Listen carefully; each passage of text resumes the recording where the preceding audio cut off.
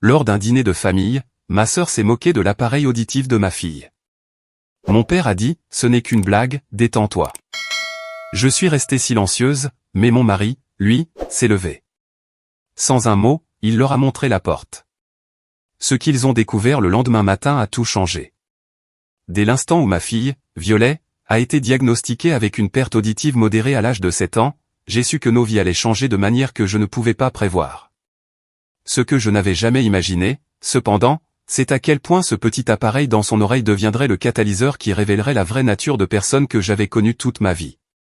Ma sœur, Cecilia, avait toujours été l'enfant chéri. Elle s'est mariée jeune avec Travis, un promoteur immobilier issu d'une famille riche. Leur énorme maison de banlieue est devenue la toile de fond de chaque réunion de famille, dotée d'une piscine, d'une salle de cinéma maison, et d'une superficie suffisante pour que n'importe qui se sente inférieur. Mes parents, Ruth et Gérald, traitaient sa maison comme un sanctuaire. Pendant ce temps, mon mari, Owen, et moi vivions dans une modeste maison de plein pied de 3 chambres, pour laquelle nous avions économisé pendant des années. Violet a eu du mal après avoir reçu son appareil auditif. Les enfants à l'école posaient des questions, certains avec gentillesse, d'autres moins. Elle rentrait à la maison les épaules basses, demandant pourquoi elle devait être différente. Owen s'asseyait avec elle pendant des heures, lisant des livres sur des enfants qui portaient des lunettes, avaient un appareil dentaire, ou utilisaient un fauteuil roulant. Il lui disait que tout le monde avait besoin d'aide pour quelque chose, et que son appareil auditif était simplement son aide à elle. Lentement, elle a commencé à l'accepter. À 9 ans, elle le portait avec une confiance tranquille. Les jumeaux de Cecilia, Burke et Cole, avaient le même âge que Violet. Ils fréquentaient une école privée coûteuse où les uniformes étaient obligatoires, et les collectes de fonds incluaient des ventes aux enchères silencieuses avec des maisons de vacances.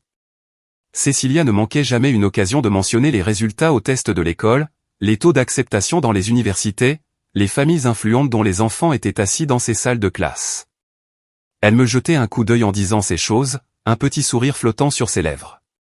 L'invitation à dîner est arrivée un mardi. Ruth a appelé pour me dire que Cecilia organisait un repas de famille le samedi. Rien d'extraordinaire, a-t-elle dit, juste la famille proche.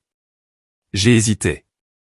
Notre dernière réunion s'était terminée avec Cecilia commentant le niveau de lecture de Violet, suggérant qu'elle avait peut-être besoin de soutien scolaire supplémentaire. Owen avait serré ma main sous la table jusqu'à ce que ses jointures blanchissent, mais j'avais accepté. J'acceptais toujours. L'habitude était si profondément ancrée que refuser semblait impossible. Le samedi est arrivé avec un temps parfait. Nous sommes allés en voiture chez Cecilia, Violet bavardant sur la banquette arrière à propos d'un projet de science sur les volcans. Owen n'arrêtait pas de me regarder, lisant la tension dans mes épaules. Il m'a serré le genou avant que nous sortions de la voiture. Cecilia a ouvert la porte, vêtue d'un pantalon en lin blanc et d'un chemisier en soie, ses cheveux coiffés par un professionnel.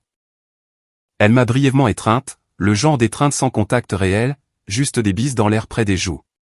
Burke et Cole sont passés en courant sans nous saluer, criant à propos de quelque chose qui se passait dans le jardin. La table de la salle à manger pouvait accueillir 12 personnes. Cecilia l'avait dressée avec sa porcelaine de mariage, des serviettes en tissu, des fleurs fraîches, et des vases en cristal. Ruth et Gérald étaient déjà assis, un verre à la main. Travis se tenait près du chariot-bar, se servant un scotch. Le dîner a commencé de manière assez agréable. Cecilia a servi du saumon avec des asperges et des pommes de terre rôties. Les jumeaux se sont plaints des légumes. Gérald a parlé de sa partie de golf. Ruth a posé des questions sur le travail d'Owen dans l'entreprise d'ingénierie. Une conversation standard, qui ne demandait qu'un engagement minimal. Puis, l'appareil auditif de Violet a commencé à siffler. Cela arrivait parfois lorsqu'elle tournait la tête sous certains angles. Elle a levé la main pour l'ajuster, un geste familier qu'elle avait fait des centaines de fois. Le sifflement s'est arrêté. Cole a pointé du doigt de l'autre côté de la table. Sa voix avait cette qualité particulière des enfants sur le point de dire quelque chose de cruel, sans en comprendre le poids. Pourquoi l'oreille de Violet fait des bruits bizarres? Cecilia a ri. Pas un petit rire, mais un rire franc qui a résonné contre les hauts plafonds. Oh, chérie, c'est juste son oreille de robot spécial. Peut-être qu'en fait, c'est un cyborg. Le silence s'est abattu sur la table. Le visage de Violet est devenu tout rouge. Sa main s'est approchée de son appareil auditif, ses doigts tremblant légèrement. J'ai ouvert la bouche pour dire quelque chose, mais aucun mot n'est sorti. Des années de conditionnement, à maintenir la paix, à ne pas faire de vagues, m'avaient volé ma voix. La mâchoire d'Owen s'est crispée. Je l'ai senti bouger à côté de moi, se préparant à parler. Burke a renchéri avant qu'il ne le puisse. Est-ce qu'elle a des super-pouvoirs? Est-ce qu'elle peut tout entendre? Peut-être qu'elle peut entendre nos pensées, a ajouté Cole en ricanant. Cecilia a souri à ses enfants, sans faire le moindre geste pour les corriger. Eh bien, ça ressemble un peu à quelque chose d'un film de science-fiction, n'est-ce pas? Travis a gloussé dans son verre de scotch. Ruth semblait mal à l'aise, mais n'a rien dit. Gérald, cependant, s'est penché en arrière sur sa chaise avec un geste dédaigneux de la main. Pour l'amour du ciel, il faut que tout le monde se détende. Ce n'est qu'une blague. Des enfants qui font des gamineries. Violet sait bien qu'on la taquine. J'ai enfin retrouvé ma voix. Elle est sortie plus faible que je ne l'aurais voulu. Papa, elle est sensible à ce sujet. J'ai continué, je veux dire, je suis sensible à ce sujet aussi. Les enfants à l'école, déjà. Gérald m'a interrompu. Eh bien, c'est peut-être ça le problème. Tu la maternes trop. Elle doit s'endurcir. Le monde ne va pas la dorloter.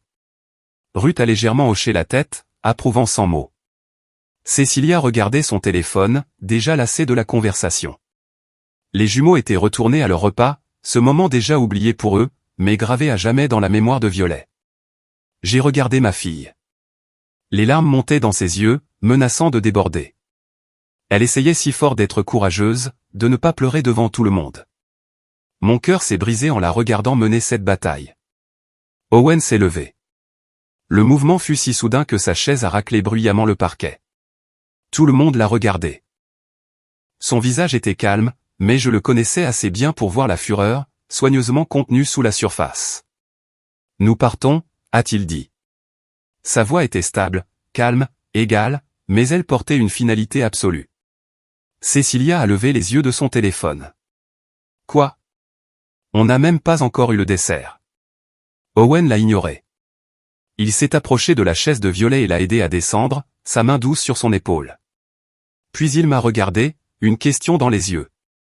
Je me suis levé immédiatement, reconnaissante de sa force alors que la mienne m'avait fait défaut. « Owen, ne sois pas ridicule, » a dit Ruth. Gérald avait raison. C'était juste une taquinerie sans méchanceté. Owen s'est tourné vers eux. Sans méchanceté? Il a laissé le mot flotter dans l'air.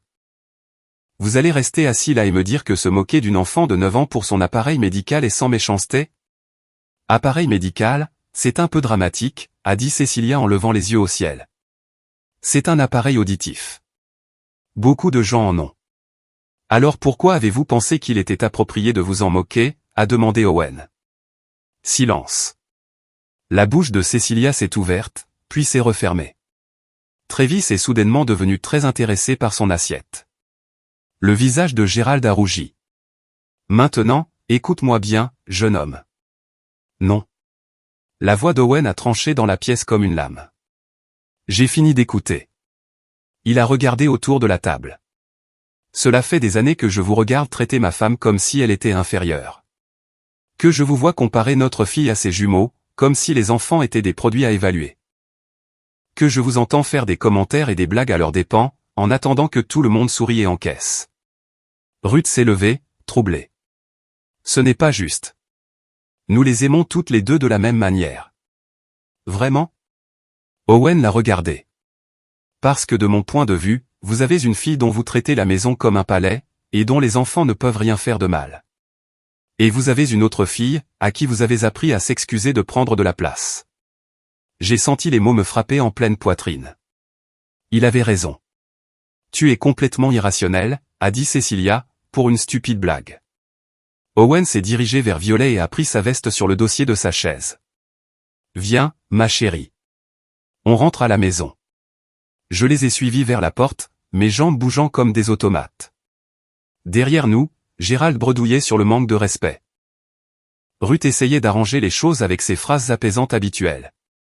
Cecilia a crié quelque chose sur le fait que j'étais toujours trop sensible. Nous n'avons pas répondu. Owen a ouvert la porte, a fait passer Violet, et m'a attendu. J'ai fait une pause sur le seuil, regardant ma famille, assise dans cette salle à manger immaculée, avec leur porcelaine coûteuse et leur incapacité totale à voir ce qu'ils avaient fait de mal. Je suis désolé, ai-je dit. Pas désolé de partir. Désolé que ça m'ait pris autant de temps. Désolé d'avoir laissé faire tout ça. Le trajet de retour fut silencieux. Violet était assise sur la banquette arrière, ne pleurant plus, mais repliée sur elle-même. Owen gardait une main sur le volant, l'autre tendue en arrière pour tenir la sienne. Quand nous sommes rentrés, j'ai aidé Violet à se préparer pour le lit. Elle ne voulait pas parler du dîner. Je lui ai lu 3 chapitres de son livre préféré du moment, Voices and All, jusqu'à ce qu'elle se détende enfin contre ses oreillers. Quand j'ai éteint sa lumière, elle a murmuré dans l'obscurité, « Je déteste mon appareil auditif. » Je sais, mon bébé, mais il t'aide à entendre le monde. Ne laisse pas les autres te faire sentir mal à propos de quelque chose qui t'aide. Est-ce que papy et mamie pensent que je suis bizarre? La question m'a anéanti. Non, ils ont juste oublié de réfléchir avant de parler. Les adultes font ça parfois. C'était une interprétation généreuse. Trop généreuse. Mais je ne pouvais pas dire à ma fille de 9 ans que ses grands-parents avaient choisi la cruauté plutôt que la compassion. En bas, Owen était dans son bureau. Je l'ai trouvé devant son ordinateur, tapant furieusement. Il a levé les yeux quand je suis entré. Comment va-t-elle? Blessée, confuse, se demandant si sa propre famille la considère comme défectueuse. La main d'Owen s'est immobilisée sur le clavier. Je ne peux plus continuer comme ça. Les regarder vous démolir toutes les deux. Je ne le ferai pas, je sais. Tu as eu raison de partir. J'aurais dû dire quelque chose il y a des années. Il s'est frotté le visage. Mais je n'arrêtais pas de penser qu'il changerait peut-être. Qu'il verrait peut-être ce que je vois quand je vous regarde toutes les deux. Je suis passé derrière lui, enroulant mes bras autour de ses épaules. Sur quoi travailles-tu? Quelque chose que j'aurais dû faire il y a longtemps. Son écran affichait un document juridique. J'ai parcouru les mots, confus au début. Puis j'ai compris. Owen avait discrètement documenté chaque affront, chaque comparaison, chaque commentaire dédaigneux que ma famille avait fait au fil des ans, non pas dans un journal, mais dans des notes détaillées, avec des dates, des lieux, et des témoins le cas échéant. Il avait constitué un dossier, mais pourquoi, je ne l'avais pas su jusqu'à ce moment. Mon cabinet a travaillé sur une affaire de discrimination au travail, a-t-il expliqué. L'un des avocats a mentionné quelque chose sur la dynamique familiale et le droit des successions. Ça m'a fait penser à la succession de ta grand-mère. Ma grand-mère était décédée 2 ans plus tôt. Elle avait été riche, une fortune ancienne qu'elle avait soigneusement investie pendant des décennies.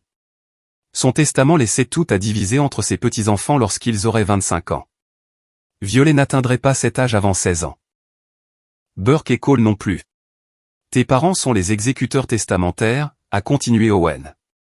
Ils ont un contrôle total sur la gestion de cette fiducie jusqu'à ce que les petits-enfants soient majeurs. J'ai commencé à examiner les registres, ceux qui sont publics et accessibles à tous. Tes parents ont déjà effectué des distributions. Quel genre de distribution? Les frais de scolarité de l'école privée pour les jumeaux. Des cours de musique, des camps sportifs, du tutorat. Tout provient des fonds en fiducie, mais seulement pour Burke et Cole. Rien pour Violet.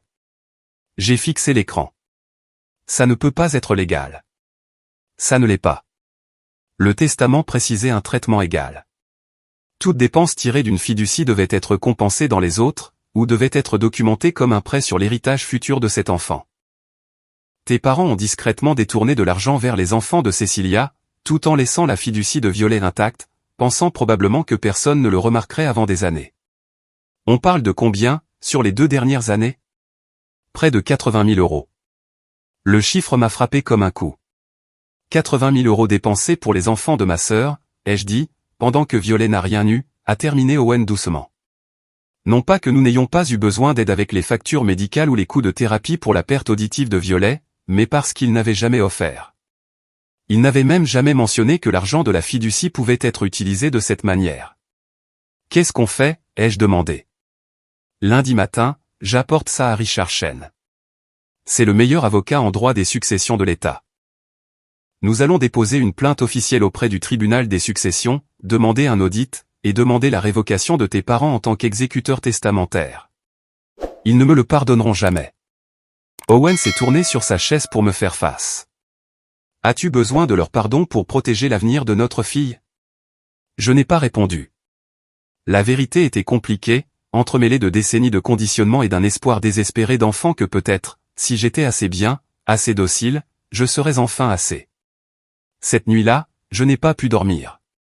J'étais allongé dans mon lit, pensant à ma grand-mère, une femme formidable qui avait travaillé comme infirmière pendant la guerre, qui avait investi sagement et dit ce qu'elle pensait. Elle nous aimait, Cécilia et moi, de la même manière, du moins c'est ce que je pensais. Elle avait mis en place ses fiducies pour donner à ses arrière-petits-enfants des opportunités, une sécurité, une liberté. Et mes parents avaient transformé son cadeau en une autre façon de montrer leur favoritisme. Le dimanche matin est arrivé avec une série de SMS de Ruth. Chaque message était une variation sur le même thème, je surréagissais. Owen était manipulateur. Nous faisions du mal à la famille. Ne pouvions-nous pas simplement passer à autre chose? Je n'ai pas répondu. Cécilia a appelé vers midi. J'ai laissé l'appel aller sur la messagerie vocale. Son message était, comme on pouvait s'y attendre, égocentrique. Elle n'arrivait pas à croire que nous avions fait une telle scène pour rien.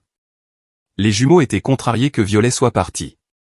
Est-ce que je ne me souciais pas de l'unité familiale? Owen m'a trouvé dans la cuisine, fixant mon téléphone. Tu ne leur dois aucune explication. Je sais. Vraiment? Parce que tu as l'air sur le point de t'excuser. Il avait raison. L'instinct était si ancré. J'avais mentalement rédigé le SMS, cherchant comment formuler ma capitulation d'une manière qui rétablirait la paix. J'ai passé toute ma vie à essayer d'obtenir de quelque chose qu'il n'allait jamais me donner, ai-je dit finalement. Je pensais que si j'étais simplement meilleur, plus facile, plus comme Cécilia, il m'aimerait de la même manière qu'il l'aime-t-elle. Owen m'a serré contre lui. Tu as toujours été assez. C'était eux qui manquaient de quelque chose. Le lundi matin est arrivé avec une anxiété inattendue. J'ai à peine dormi, alternant entre la certitude que nous faisions ce qu'il fallait et la panique à l'idée de faire exploser ce qui restait de mes liens familiaux. Owen a préparé le petit déjeuner pendant que je préparais Violet pour l'école, tous deux évoluant dans la routine avec une efficacité bien rodée. Jennifer, ma collègue, m'avait envoyé un SMS plus tôt pour m'offrir son soutien. Elle avait vécu quelque chose de similaire avec sa propre famille des années auparavant, un conflit au sujet de la succession de son grand-père qui s'était terminé avec des avocats et des relations rompues. Elle m'avait prévenu que le plus difficile n'était pas la bataille juridique elle-même, mais les conséquences, les vacances passées seules, les explications aux amis communs, la lente prise de conscience que certains ponts, une fois brûlés, ne pouvaient être reconstruits. Nous avons déposé Violet à l'école. Elle m'a embrassé sur la joue et est partie rejoindre ses amis, complètement inconsciente de ce qu'Owen et moi étions sur le point de mettre en marche. J'enviais cette innocence. Le trajet jusqu'au centre-ville a duré 40 minutes. Le bureau de Richard Chen se trouvait dans une tour de verre près du quartier financier. Le trajet en ascenseur jusqu'au 18e étage m'a semblé interminable. La réception était faite de meubles modernes et d'art abstrait, le genre d'espace conçu pour inspirer à la fois le succès et l'intimidation. Richard lui-même était plus jeune que je ne l'avais imaginé, à peine 40 ans, avec des yeux vifs et une intensité qui le rendaient légèrement intimidant. Il portait un costume cher mais avait retroussé ses manches, suggérant qu'il était du genre à faire le travail lui-même plutôt qu'à simplement déléguer à ses collaborateurs. Il nous a serré la main fermement et nous a conduits à une salle de conférence avec des fenêtres allant du sol au plafond, surplombant la ville. Il a écouté pendant qu'Owen exposait tout, prenant occasionnellement des notes sur un bloc-notes jaune, posant des questions de clarification qui montraient qu'il pensait déjà avec 3 coups d'avance. Quand Owen a mentionné les frais de scolarité de l'école privée, les sourcils de Richard se sont légèrement haussés. Lorsque le montant total a été révélé, il a laissé échapper un léger sifflement. « Comment avez-vous eu accès au registre de la fiducie » a demandé Richard. « Ils sont publics » a expliqué Owen. Une fois que j'ai su quoi chercher, le tribunal des successions avait tout classé. Les exécuteurs testamentaires sont tenus de soumettre des comptes annuels. J'ai simplement demandé des copies des 2 dernières années. « Et vos parents ne vous ont jamais mentionné aucune de ces dépenses » a demandé Richard, me regardant. « Jamais, ai-je dit. Je ne savais même pas que la fiducie pouvait être utilisée avant que les enfants n'aient 25 ans. Ma grand-mère n'a jamais discuté des détails avec moi, et mes parents n'en ont certainement jamais parlé. Richard a pris d'autres notes. Cela va être important. Les exécuteurs testamentaires ont le devoir d'informer tous les bénéficiaires des termes de la fiducie et des distributions disponibles. Le fait qu'il vous ait tenu complètement dans l'ignorance tout en finançant activement les enfants de votre sœur suggère une tromperie intentionnelle. Peuvent-ils prétendre qu'ils ne savaient pas qu'ils devaient nous le dire, ai-je demandé. Ils pourraient essayer, mais ça ne passera pas. Ce sont des gens avertis, n'est-ce pas? Votre père a travaillé dans la finance. Il a été expert comptable pendant 40 ans, a dit Owen. Alors il est impossible qu'il n'ait pas compris ses obligations fiduciaires. Un expert comptable saurait exactement quelles sont les règles pour l'administration d'une fiducie. Ce n'est pas une erreur innocente. C'est du favoritisme délibéré, déguisé en autorité légale. Les mots m'ont frappé plus fort que prévu. Délibéré. Pas un oubli, pas une confusion sur les règles. Un choix conscient. Mes parents s'étaient assis, avaient examiné les documents de la fiducie, pris des décisions sur les distributions, et n'avaient jamais, pas une seule fois, pensé à prendre le téléphone pour me dire que de l'aide était disponible pour les frais médicaux ou les besoins éducatifs de Violet. Quand Owen a fini de tout présenter, Richard s'est penché en arrière sur sa chaise, les doigts joints en signe de réflexion. Le silence s'est étiré pendant ce qui a semblé être des minutes. C'est une violation manifeste de l'obligation fiduciaire, a-t-il dit finalement. Les exécuteurs d'une fiducie ont l'obligation légale de traiter tous les bénéficiaires équitablement et conformément aux termes des documents de la fiducie.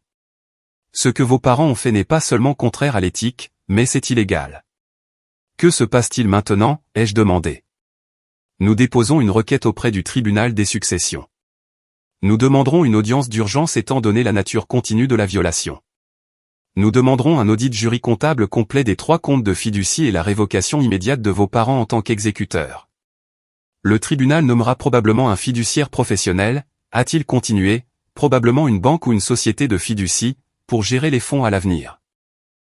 Et l'argent qu'ils ont déjà dépensé, ils devront le rembourser, soit sur leurs propres actifs, soit en contractant des prêts sur l'héritage futur des jumeaux pour équilibrer les 3 comptes. Le tribunal décidera. Richard nous a expliqué le processus, le calendrier, à quoi s'attendre. Il nous a prévenu que ça allait devenir désagréable. Les procès de famille le devenaient toujours. Mais il nous a aussi assuré que la loi était clairement de notre côté. Je dois être honnête avec vous sur ce qui s'en vient, a dit Richard, se penchant en avant, les coudes sur la table de conférence. Il ne s'agit pas seulement de l'argent. Les litiges familiaux ont tendance à faire ressortir le pire chez les gens. Vos parents vont se sentir attaqués. Votre sœur se positionnera probablement en victime. Vous entendrez des choses comme « Comment avez-vous pu faire ça à la famille ?» et « L'argent ne vaut pas la peine de détruire des relations. » J'ai déjà entendu une partie de ça, ai-je admis. Ça va empirer. Ils essaieront de vous faire sentir coupable. Ils vous rappelleront toutes les fois où ils vous ont aidé en grandissant, chaque cadeau d'anniversaire, chaque vacances en famille. Ils réécriront l'histoire pour se faire passer pour généreux, et vous pour ingrate. Vous devez être préparé à cette guerre psychologique. Owen s'est penché et a pris ma main. Nous sommes prêts. Bien, a dit Richard. Parce que voici ce qui va se passer. Nous déposerons la requête aujourd'hui. Dans les 48 heures, vos parents recevront la notification. Ils devront engager un avocat, ce qui signifie que cela deviendra très réel pour eux très rapidement. Nous demanderons une audience d'urgence car la violation est en cours. Avec un peu de chance, nous serons devant un juge d'ici 2 semaines. Et ensuite, ai-je demandé. Le juge ordonnera probablement un gel immédiat de la fiducie et nommera un administrateur provisoire, exigeant probablement que vos parents cessent toute distribution jusqu'à ce que l'affaire soit résolue. Nous demanderons un audit jury comptable complet. Cela signifie que chaque transaction, chaque chèque, chaque virement sera examiné par un comptable indépendant. S'il y a d'autres irrégularités au-delà de ce que vous avez déjà trouvé, elles apparaîtront. Pensez-vous qu'il y en a d'autres, a demandé Owen. Richard a haussé les épaules. D'après mon expérience, lorsque quelqu'un est prêt à contourner les règles de manière évidente, il y a généralement des manières moins évidentes dont il les a également contournées. Des petits virements qu'ils n'ont pas correctement documentés, des frais administratifs qu'ils se sont versés sans autorisation, des investissements qui leur ont profité personnellement. L'audit trouvera tout ce qui est discutable. Il a ouvert un dossier et a fait glisser plusieurs documents sur la table vers nous. Ce sont les formulaires que vous devrez signer. En allant de l'avant, vous m'autorisez à agir en votre nom dans cette affaire. Vous reconnaissez également que cela détruira probablement votre relation avec vos parents et possiblement avec d'autres membres de la famille. J'ai regardé les papiers. Les mots semblaient flotter légèrement alors que j'essayais de me concentrer. C'était ça, le point de non-retour. Une fois que nous aurions signé, une fois que Richard aurait déposé cette requête, il n'y aurait pas de retour en arrière possible, pas de moyen d'arranger les choses, pas de faux-semblant que tout allait bien. Prenez votre temps, a dit Richard doucement. C'est une grande décision. Si vous avez besoin de quelques jours pour y réfléchir. Non, ai-je interrompu. Nous n'avons pas besoin de plus de temps. J'ai pris un stylo et j'ai signé. Le geste semblait surréaliste, comme si je regardais la main de quelqu'un d'autre se déplacer sur le papier. Owen a signé à côté de moi, sa signature audacieuse et assurée. Richard a rassemblé les documents. Très bien, je déposerai ça cet après-midi. Le compte à rebours commence maintenant. Y a-t-il autre chose que vous vouliez me demander avant de commencer? Et s'ils acceptent de rembourser l'argent volontairement, ai-je demandé. Pourrions-nous régler ça sans passer par le tribunal? Nous pourrions, a dit Richard, mais je ne le recommanderais pas. Voici pourquoi. S'ils remboursent l'argent maintenant, c'est uniquement parce qu'ils se sont fait prendre. Il n'y a aucune garantie qu'ils ne continueront pas le favoritisme de manière plus subtile à l'avenir. En allant au tribunal et en les faisant révoquer en tant qu'exécuteur, vous vous assurez qu'un tiers neutre gère ses fonds équitablement. Vous protégez non seulement la distribution actuelle de Violet, mais aussi tout son héritage. Il a raison, m'a dit Owen. Il ne s'agit pas seulement des 80 000 €. Il s'agit des 16 prochaines années, jusqu'à ce qu'elle puisse accéder elle-même à la fiducie. Nous avons déposé la requête cet après-midi-là. Conformément aux règles du tribunal, mes parents devaient être formellement notifiés. Un huissier de justice leur remettrait les documents dans les 48 heures. L'attente était atroce. J'ai gardé mon téléphone en mode silencieux, mais je ne pouvais pas m'empêcher de le vérifier. Pas encore d'appel, pas de SMS. Mes parents ne savaient pas ce qui les attendait. Ils vaquaient probablement à leurs occupations habituelles du lundi, peut-être déjeunant avec des amis, faisant des courses, complètement inconscients que leur fille venait d'engager une action en justice contre eux. Ce soir-là, j'ai essayé d'agir normalement, pour le bien de Violet. Nous avons dîné ensemble, tous les trois, autour de notre petite table de cuisine. Violet a parlé de l'école, d'un désaccord avec une autre fille pour savoir qui serait capitaine d'équipe en cours de sport, de l'exposé à rendre la semaine prochaine. Des préoccupations normales d'une enfant de 9 ans, ignorant béatement la guerre d'adultes menée en son nom. Après l'avoir mise au lit, Owen et moi nous sommes assis sur la terrasse arrière avec des verres de vin. La nuit était fraîche, les étoiles claires et visibles malgré les lumières de la ville. Cela semblait faux, d'une certaine manière, d'être assis paisiblement sous un ciel si beau, tout en sachant la tempête que nous venions de déchaîner. Jennifer m'a envoyé un texto, ai-je dit, brisant le silence. Elle voulait savoir comment s'était passée la réunion. Qu'est-ce que tu lui as dit? Que nous allions de l'avant. Elle m'a proposé de déjeuner avec moi plus tard cette semaine. Elle a dit que j'aurais peut-être besoin de parler à quelqu'un qui a vécu quelque chose de similaire. C'est bien. Tu devrais y aller. Je n'arrête pas de penser à Thanksgiving, ai-je dit. C'est dans seulement quelques mois. Toute ma vie, nous avons fêté Thanksgiving chez mes parents. Cecilia apporte les tartes. J'ai toujours fait les patates douces. Maman cuisine la dinde. Papa la découpe. Il y a toute cette routine, cette tradition. Point et tu réalises que c'est probablement fini. Ouais. Le mot est sorti plus lourd que je ne l'avais prévu. Je réalise que je choisis de mettre fin à quelque chose qui a fait partie de mon identité depuis ma naissance. Toute cette histoire de réunion de famille, les traditions, l'histoire partagée. J'abandonne tout ça. Owen est resté silencieux un moment. Puis-je te dire quelque chose que je n'ai jamais dit auparavant? Bien sûr. J'ai détesté ces Thanksgiving pendant des années. Voir ton père t'ignorer à peine, pendant qu'il boit chaque parole de Cecilia. Voir ta mère s'agiter autour des jumeaux pendant que Violet est assise là, essayant d'être assez sage pour mériter la même attention. Te voir essayer si fort d'aider, de contribuer, d'avoir de l'importance, et les voir traiter tes efforts comme s'ils étaient simplement attendus, et non appréciés. Chaque année, je m'asseyais à cette table et je fantasmais à l'idée de suggérer qu'on saute cette fête, qu'on passe les vacances juste tous les trois. Mais je ne l'ai jamais fait, parce que je savais que tu n'étais pas prête à l'entendre. Son honnêteté m'a piqué, mais seulement parce qu'elle était vraie.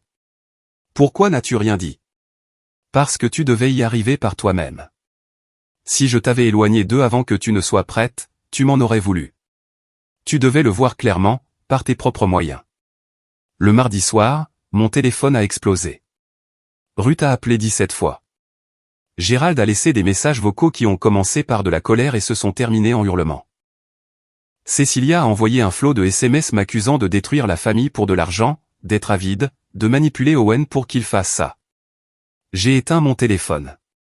Le silence qui a suivi fut à la fois libérateur et terrifiant. Pour la première fois de ma vie d'adulte, j'ai choisi de ne pas être disponible pour ma famille. De ne pas répondre à leurs appels, de ne pas apaiser leurs sentiments, de ne pas m'expliquer ni défendre mes choix. Juste le silence. Owen m'a trouvé assise dans notre chambre, mon téléphone éteint sur la table de chevet. Comment te sens-tu? Comme si j'étais au bord d'une falaise. Complètement effrayé, mais aussi un peu soulagé. Est-ce que c'est mal? Non. Il s'est assis à côté de moi. Tu as porté le poids de leurs attentes et de leurs déceptions toute ta vie. Bien sûr que c'est un soulagement de le déposer.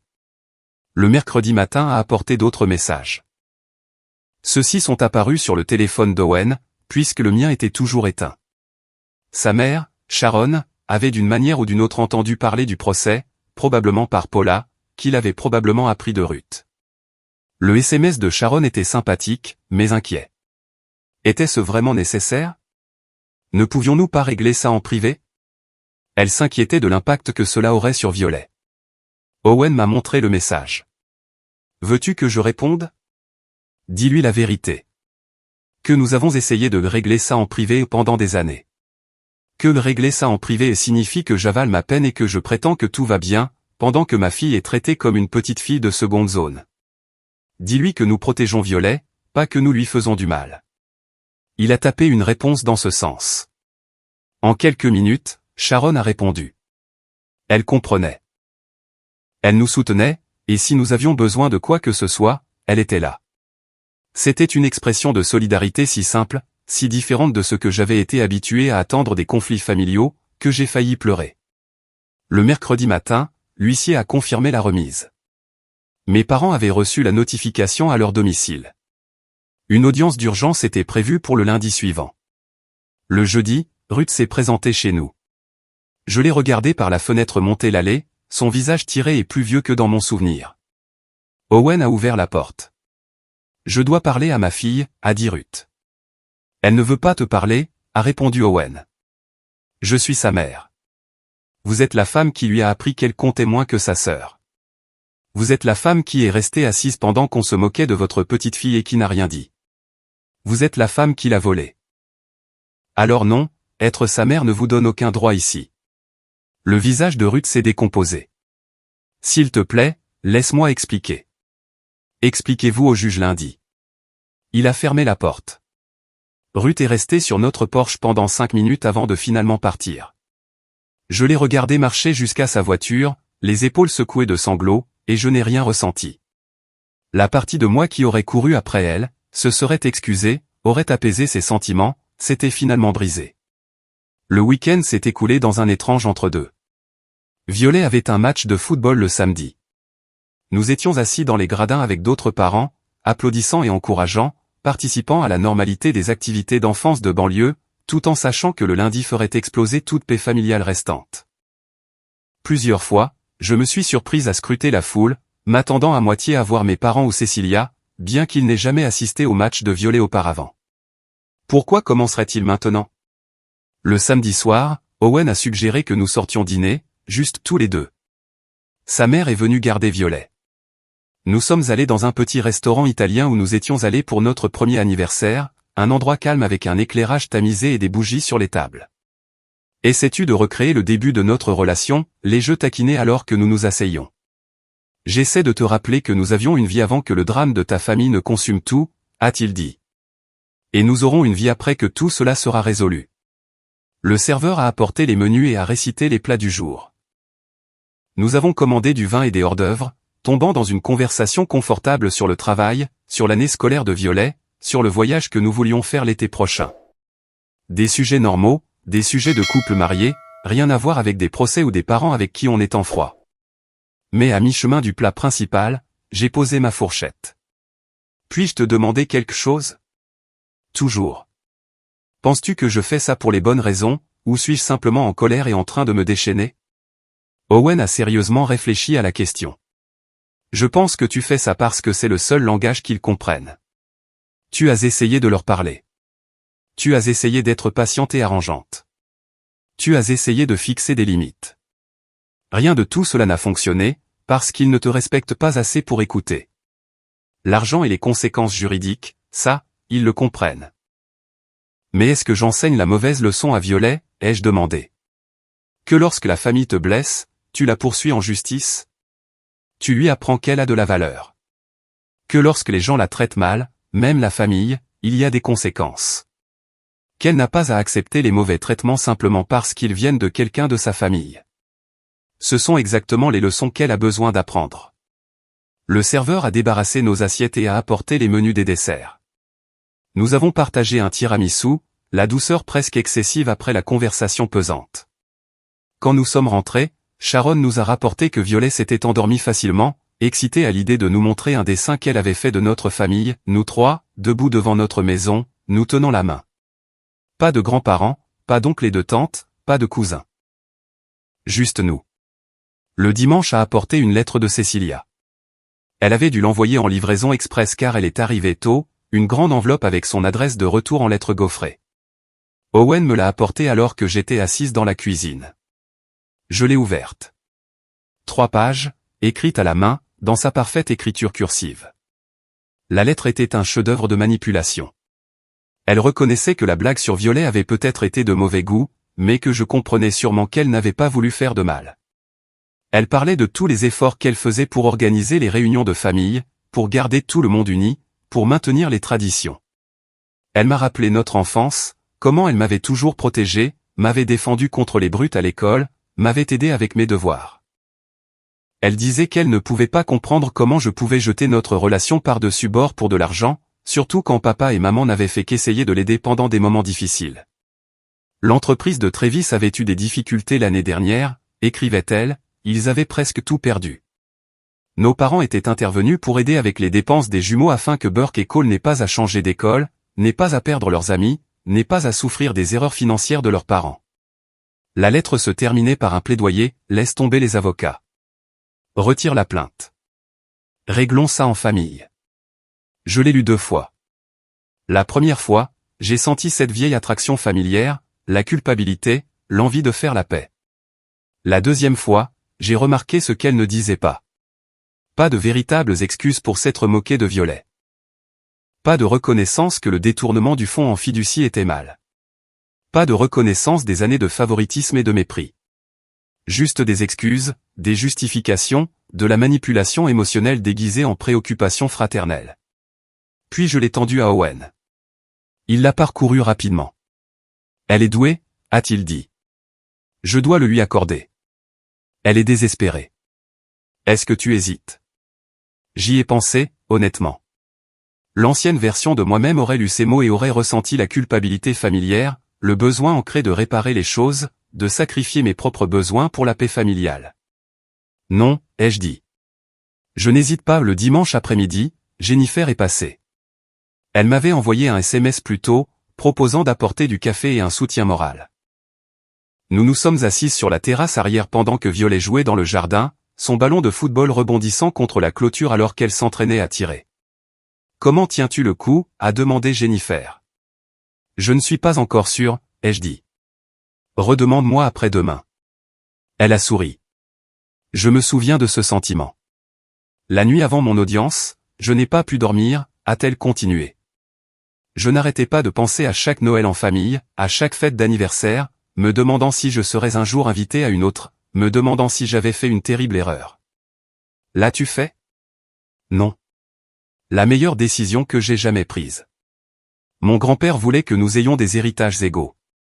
Mon oncle volait dans la succession depuis des années, utilisant l'argent pour financer son style de vie tout en disant à tout le monde que nous devions attendre. Quelqu'un devait se lever et dire que c'était mal. Parles-tu encore à ton oncle maintenant, ai-je demandé. Jamais. Et il ne me manque pas. Il s'est avéré que je m'accrochais à une relation qui n'existait que dans mon imagination. L'oncle que je pensais avoir, celui qui m'emmenait à la pêche et m'apprenait les jeux de cartes, cette personne n'a soit jamais existé, soit a disparu il y a longtemps. Le véritable oncle était quelqu'un qui volerait ses nièces et neveux sans une seconde pensée. Le ballon de Violet a roulé vers nous. Jennifer l'a renvoyé d'un coup de pied et Violet nous a fait un signe de la main avant de retourner à son jeu. Ta fille a l'air heureuse, a observé Jennifer. Elle l'est. C'est ce qui fait que tout cela en vaut la peine. Si je les laisse continuer à la traiter de cette façon, elle l'intérioriserait. Elle grandirait en pensant qu'elle ne vaut pas autant que ses cousins, qu'elle doit mériter l'amour en étant parfaite, silencieuse et peu exigeante. Je ne peux pas laisser ça arriver. Alors tu fais ce qu'il faut. Nous avons fini notre café en parlant du travail, des candidatures à l'université de son fils adolescent, du nouveau restaurant qui avait ouvert en ville. Une conversation normale qui m'a aidé à garder les pieds sur terre avant la bataille judiciaire de demain. Ce soir-là, après que Violet se soit endormie, j'ai fait quelque chose que je n'avais pas fait depuis des semaines. J'ai rallumé mon téléphone. Les messages ont afflué. Des dizaines d'appels manqués, de messages vocaux, de SMS. Je n'ai pas lu la plupart d'entre eux, mais j'ai fait défiler les noms, Ruth, Gérald, Cecilia, Paula, plusieurs cousins à qui je parlais à peine, même Travis, qui ne m'avait jamais contacté directement auparavant. Tout le monde avait un avis. Tout le monde voulait que je recule. Que je reconsidère. Que je pense à l'unité familiale. Personne n'a mentionné le fonds en fiducie de Violet. Personne n'a reconnu que ce que mes parents avaient fait était illégal. Tout tournait autour de ma responsabilité de maintenir la paix, de mon devoir de pardonner, de mon obligation de mettre la famille en premier. J'ai supprimé les messages sans répondre. Puis j'ai composé un unique SMS et je l'ai envoyé à mes parents, à ma sœur, et à Paula. On se voit au tribunal demain. 5 mots. Pas d'explication, pas de justification, pas d'émotion. Juste une simple déclaration de fait. Owen a regardé par-dessus mon épaule alors que j'appuyais sur envoyer. Ça fait du bien. En fait, ai-je dit, oui. L'audience du lundi s'est tenue dans une petite salle d'audience avec des boiseries et des néons. Richard était assis à côté de moi à une table. Mes parents avaient engagé leur propre avocat, un homme nommé Harold Finch, spécialisé en droit des successions. Il était assis avec eux à la table d'en face. Cecilia et Travis étaient dans la galerie, ainsi que la sœur de ma mère, Paula, qui avait apparemment été recrutée pour un soutien moral. La juge était une femme d'une 60aine d'années, nommée Barbara Holmes. Elle avait examiné tous les documents déposés et avait la réputation d'être pragmatique et directe. Elle a commencé par demander à Richard de présenter notre cas. Il l'a fait efficacement, exposant les termes de la fiducie, les dépenses documentées, la disparité évidente de traitement. Il a soumis les registres financiers qu'Owen avait rassemblés, en soulignant les transactions spécifiques. La juge Holmes a demandé à l'avocat de mes parents de répondre. Harold Finch s'est levé et a tenté de faire valoir que les dépenses avaient été nécessaires, qu'il prévoyait de tout équilibrer plus tard, que tout cela n'était qu'un malentendu amplifié par un conflit familial. La juge l'a interrompu. Maître, le document de fiducie est explicite. Tous les bénéficiaires doivent être traités de manière égale.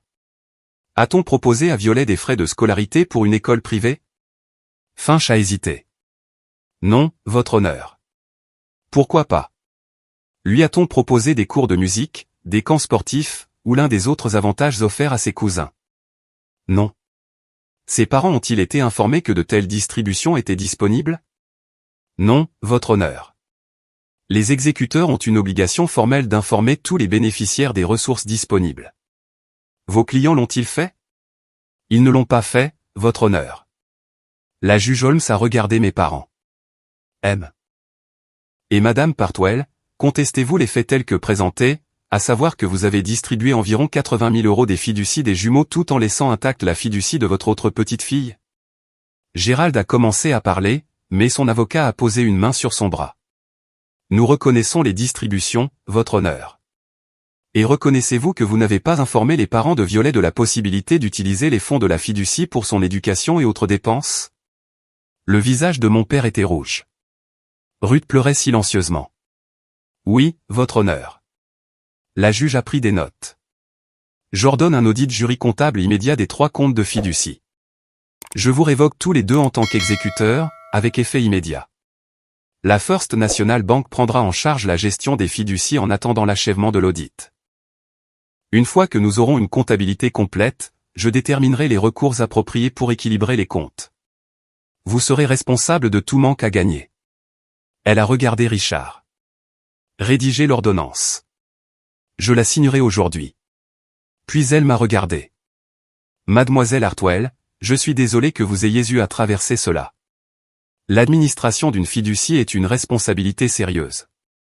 Vos parents ont failli à ce devoir. L'audience a duré 20 minutes. Quand elle s'est terminée, mes parents étaient assis, abasourdis. Cécilia pleurait dans la galerie, le bras de Travis autour de ses épaules. Paula me foudroyait du regard comme si j'avais commis un péché impardonnable. Richard a rassemblé ses dossiers. Ça s'est bien passé. La juge a clairement vu à travers leurs excuses. Que se passe-t-il maintenant, ai-je demandé. La banque prend le relais. Ils géreront les distributions, investiront les fonds de manière appropriée, et traiteront les 3 enfants de manière égale. Et vos parents devront faire un chèque à la fiducie de Violet de 80 000 €, plus les intérêts. Le tribunal veillera à son exécution. Nous sommes partis par la sortie arrière pour éviter ma famille. Je ne voulais pas d'autres confrontations, d'autres scènes. Je voulais juste que ce soit fini. Ce soir-là, je me suis assise avec Violet. Elle faisait ses devoirs à la table de la cuisine, des problèmes de mathématiques étalés sur son cahier. J'ai attendu qu'elle termine une page. On peut parler 1 minute? Elle a levé les yeux, méfiante. J'ai fait une bêtise? Non, ma chérie, au contraire. Je veux que tu saches que ce qui s'est passé chez tante Cécilia était mal. Les choses qu'ils ont dites sur ton appareil auditif étaient mal. Et papa et moi nous sommes assurés que ça n'arrivera plus. Est-ce qu'on va les voir encore? Pas avant un moment. Peut-être même jamais. Je ne sais pas encore. Violet a réfléchi à cela. Je n'aimais pas aller là-bas de toute façon. Burke et Cole ne sont pas très gentils. Non, ils ne le sont pas, c'est à cause de tante Cécilia. Une question si perspicace de la part d'une enfant de 9 ans. Peut-être. Les enfants apprennent de leurs parents comment traiter les gens. Je suis contente de vous avoir, toi et papa. Puis elle est retournée à ses devoirs, la conversation apparemment terminée dans son esprit. Mais je suis restée assise plus longtemps, la regardant résoudre des problèmes avec une détermination minutieuse, son appareil auditif visible dans son oreille droite, une partie d'elle qui l'aidait à naviguer dans le monde. Et j'ai senti quelque chose changer en moi, quelque chose qui avait été tordu et déformé pendant des décennies, se redresser enfin. Je n'avais pas besoin de l'approbation de mes parents. Je n'avais pas besoin de la considération de Cécilia. J'avais un mari qui s'était levé quand je ne le pouvais pas, une fille qui méritait d'être protégée, et enfin, la clarté de voir que certaines relations ne valaient pas la peine d'être préservées au prix du respect de soi. L'audit jury comptable a duré 6 semaines. Les résultats ont confirmé tout ce qu'Owen avait documenté et ont révélé des divergences supplémentaires. Mes parents avaient dépensé plus qu'ils ne l'avaient déclaré, près de 95 000 € au total. Le juge leur a ordonné de rembourser la totalité du montant, plus les intérêts et les frais de justice. Ils ont refinancé leur maison pour trouver l'argent. Cécilia a complètement cessé de me parler. Elle m'a retiré de ses amis sur les réseaux sociaux, a bloqué mon numéro, et a dit à la famille élargie que j'avais détruit financièrement nos parents par dépit. Certains parents l'ont cru. D'autres m'ont contacté discrètement pour dire qu'ils soupçonnaient du favoritisme depuis des années. Ruth a tenté une réconciliation par l'intermédiaire de Paula, envoyant des messages sur le fait qu'ils avaient fait des erreurs, mais que nous pouvions sûrement surmonter cela, pour le bien de Violet. Je n'ai pas répondu. L'idée qu'ils pensaient pouvoir utiliser ma fille comme moyen de pression après tout cela montrait à quel point ils avaient peu appris. 6 mois après l'audience, j'ai reçu un avis indiquant que les fiducies avaient été équilibrées. Le compte de Violet correspondait maintenant à celui de ses cousins, les fonds étant correctement investis et gérés par des professionnels qui n'avaient aucun intérêt émotionnel à jouer les favoris. Richard a estimé qu'au moment où elle aurait 25 ans, en supposant des rendements de marché raisonnables, elle disposerait d'environ 300 000 €, assez pour acheter une maison, créer une entreprise, payer des études supérieures, ou simplement lui assurer une sécurité. Cet argent représentait plus qu'une valeur financière. Il représentait sa valeur, un traitement égal, la reconnaissance qu'elle méritait les mêmes opportunités que n'importe quel autre enfant. 1 an plus tard, nous avons déménagé. Pas loin, juste dans un quartier différent avec de meilleures écoles et des familles qui sont devenues de véritables amis. Violet s'est épanouie.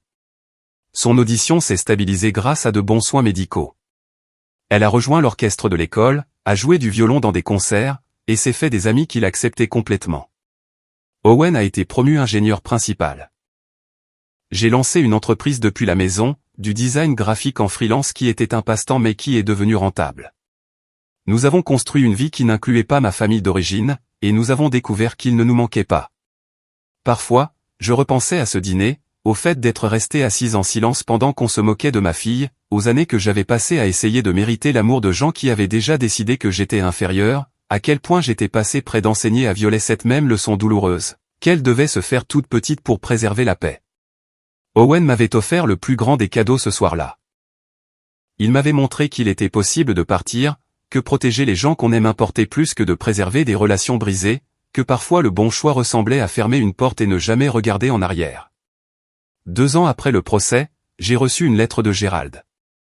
On lui avait diagnostiqué un cancer. Traitable, mais sérieux. Il voulait voir Violet avant le début du traitement.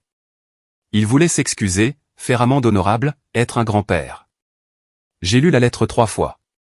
Je l'ai montrée à Owen, qui a dit que la décision m'appartenait. J'ai demandé à Violet si elle voulait voir son grand-père. Elle a haussé les épaules, indifférente. Sa vie était assez remplie sans lui. J'ai répondu, 1 page, des mots soigneusement choisis. J'ai dit à Gérald que le pardon n'était pas quelque chose qu'il pouvait demander et recevoir sur commande. Que les excuses ne signifiaient rien sans un changement de comportement. Qu'il avait eu des années pour être un grand-père et qu'il avait préféré choisir ses favoris. Que Violet était en bonne santé, heureuse, et entourée de gens qui l'aimaient inconditionnellement. Et que je ne risquerais pas son bien-être émotionnel pour apaiser sa conscience. Je lui ai souhaité bonne chance pour son traitement. Je le pensais sincèrement. Je ne le détestais pas. Je n'avais simplement plus besoin de lui. Je n'ai jamais eu de réponse.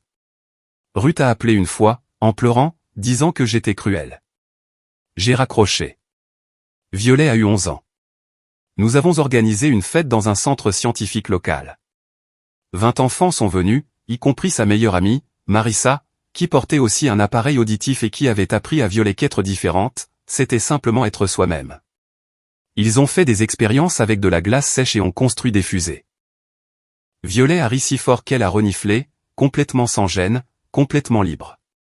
Je l'ai prise en photo, couverte de mousse colorée de la démonstration de chimie, les cheveux en bataille, le sourire large, son appareil auditif décoré de minuscules autocollants en forme d'étoiles qu'elle avait ajoutés elle-même. Elle ne ressemblait en rien à une enfant à qui on avait appris à s'excuser d'exister. Elle ressemblait à une enfant qui savait qu'elle était aimée, complètement, exactement telle qu'elle était. Ce soir-là, après le départ des invités et le retour au calme dans la maison, Owen m'a trouvé dans la chambre de Violet. Elle dormait, épuisée par la fête. Il a passé ses bras autour de moi par derrière, et nous sommes restés là, à regarder notre fille respirer régulièrement dans la douce lueur de sa veilleuse.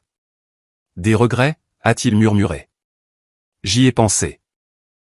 À tout ce que nous avions perdu, mes parents, ma sœur, les relations familiales élargies, le mensonge confortable que nous allions tous bien. J'ai pensé à ce que nous avions gagné, le respect de soi, des relations honnêtes, une fille qui ne grandirait pas en apprenant à se diminuer pour le confort des autres. Aucun, ai-je dit. Et je le pensais, complètement.